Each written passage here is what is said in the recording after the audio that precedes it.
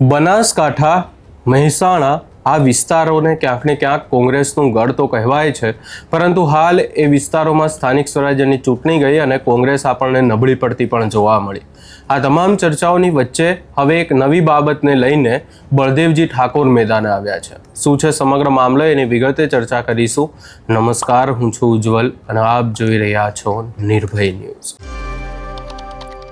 અવારનવાર મહેસાણા, બનાસકાંઠા આ વિસ્તારોમાં ક્યાંક ને ક્યાંક દારૂના અડ્ડાને લઈને સતત સવાલો ઊભા કરવામાં આવે છે. આપણે જોયું કે જિગ્નેશ મેવાણી પણ મેદાને આવ્યા હતા અને જિગ્નેશ મેવાણી દ્વારા આખી બાબતને લઈને નિવેદન આપવામાં આવ્યું હતું. ત્યારબાદ આપણે જોયું કે કેવી આખી એક મોટી બબાલ થઈ હતી. પરંતુ આ તમામ ચર્ચાઓની વચ્ચે હવે આખા મુદ્દાને લઈને બળદેવજી ઠાકોર એ કલેક્ટર કચેરીએ પહોંચ્યા હતા અને ત્યાં શું થયું એ પણ સાંભળી લઈએ.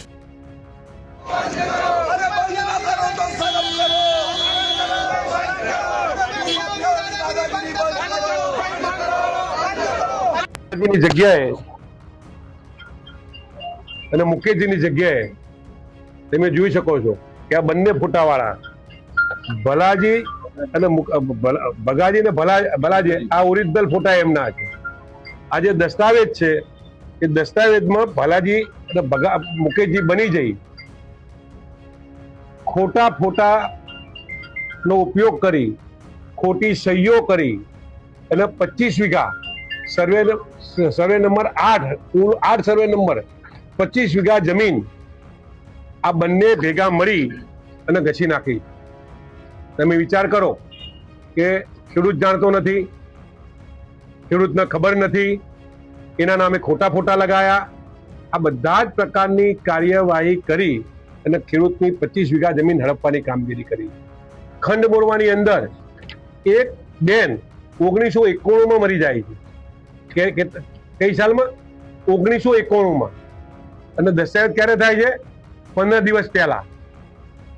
બીજી ડોશી ઊભી કરી ખોટા પુરાવા ઊભા કરી અને સમગ્ર કડી તાલુકાની અંદર ને મહેસાણા જિલ્લાની અંદર આવા ભૂમાફિયાઓ જ્યારે માથું ઉચક્યું છે ત્યારે આજે મેં કલેક્ટરશ્રીને મળવા માટે આવ્યા છીએ.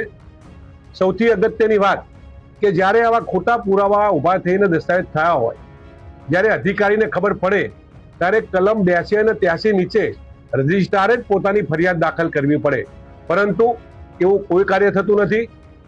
તમામ રજિસ્ટર, નીચેના કર્મચારીઓ, ભૂમાફિયા અને દલાલો બધા જ ભેગા મળી અને આવા વિમાનો ઉડાડતા હોય. એના અનુસંધાને આવી જમીનો ન ઘસાય એટલા માટે સમગ્ર મહેસાણા જિલ્લાની ચિંતા કરવા માટે, કડી તાલુકાની ચિંતા કરવા માટે અને ગરીબ ખેડૂતોની જમીન ખોટી રીતે કોઈ દસ્તાવેજ ન કરી જાય, એના કબજા કોઈ ન કરી જાય, એના પર કોઈ ખોટા લિટિગેશન ઉભા ના થાય, એની વ્યવસ્થા કઈ રીતે કરવી એના અનુસંધાને આજે મેં કલેક્ટરશ્રીને મળવા માટે આવ્યા છે. સાથે સાથે સમગ્ર મહેસાણા જિલ્લાની અંદર દારૂ, જુગાર, ડ્રગ બધા યુવાનો આરવાડે ત્યારે એ પણ સમગ્ર મહેસાણા જિલ્લાના પર કંટ્રોલ થાય, બંધ થાય એની રજૂઆત કરવા માટે આજે કલેક્ટરને આવેદનપત્ર આપવાના છીએ. આટલા સરસ પુરાવા હોવા છતાંય જ્યારે પોલીસ સ્ટેશન જઈએ છીએ ત્યારે, જ્યારે ડીએસપી કચેરી જઈએ છીએ ત્યારે, જ્યારે પોલીસ અધિકારી પાસે જઈએ છીએ ત્યારે કે આ મહેસૂલનો પ્રશ્ન છે, આ ફરિયાદ અમારાથી દાખલ ન થાય, તમે સીટમાં જાઓ. ત્યારે મારે એમને કહેવું છે આપના દ્વારા, આપના માધ્યમથી કે કોઈ જમીનનો કબજો લેવાનો હોય કોઈ પોલીસ સ્ટેશનમાં, જ્યારે કોઈ શેઠિયો તમને ખાલી જાણ કરવા માટે આવે તો રૂબરૂ તમે ખેતરમાં જઈ ખેડૂતની સામે પડી ખેડૂતને માર મારી અને શેઠિયાઓને કબજો આપવા માટે જાવ છો ત્યારે તમારે ફરિયાદ લેવાની થાય છે. પરંતુ આવા ખોટા પુરાવા ઊભા કરી, ખોટા કાગળો ઊભા કરી અને જ્યારે દસ્તાવેજો થતા હોય ત્યારે પોલીસ સ્ટેશનમાં ફરિયાદ કેમ લેવાતા નથી, એના પર પણ મોટો પ્રશ્ન ઊભો થયો છે. એની રજૂઆત પણ આજે અમે કલેક્ટરને કરવાના છીએ. આવા તમામ પ્રશ્નો ખરેખર આવા ખોટા પુરાવા ઊભા થયા હોય તો પોલીસ સ્ટેશનમાં એની ચકાસણી કરી ફરિયાદ દાખલ કરવી પડે. દાખલા તરીકે મેં કહ્યું તેમ કલમ 82 અને 83 નીચે આવું ખોટું થયું તો તાત્કાલિક બીજા જ દિવસે એની પરમિશન જે તે અધિકારીને લઈ અને રજિસ્ટ્રારે પણ ફરિયાદ કરવી જોઈએ. આવું કંઈ થતું નથી અને કંઈ નથી થતું એનું કારણ કે આ બધા જ મિલીભગત છે. કડી તાલુકાની અંદર મારે આપના માધ્યમથી કહેવું છે, એક જ રજિસ્ટ્રાર કર્મચારી 25 વર્ષથી, કેટલા વર્ષથી? 25 વર્ષથી કડીની ઓફિસમાં જ કામ કરે. 6-7 મહિના થાય, 6-7 વર્ષ થાય એટલે અઠવાડિયા માટે બીજી કોઈ કચેરીમાં જઈ અને પાછા કડીમાં આવી જવાનું. કેટલા ટાઈમથી?